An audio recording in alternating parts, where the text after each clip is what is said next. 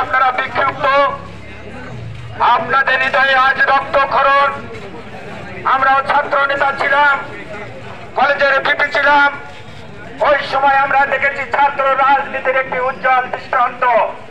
সেই সময়গুলোতে সকল শিক্ষা প্রতিষ্ঠানে ছাত্রদের সহাবস্থান ছিল, কিন্তু দুঃখের বিষয় হলো সত্য, আমরা লক্ষ্য করছি আওয়ামী লীগ ক্ষমতায় অধিষ্ঠিত হওয়ার পর থেকে বাংলাদেশের সকল কলেজ বিশ্ববিদ্যালয়গুলো তারা আজকে চট দখলের মতো হলগুলো দখল করে নিয়েছে।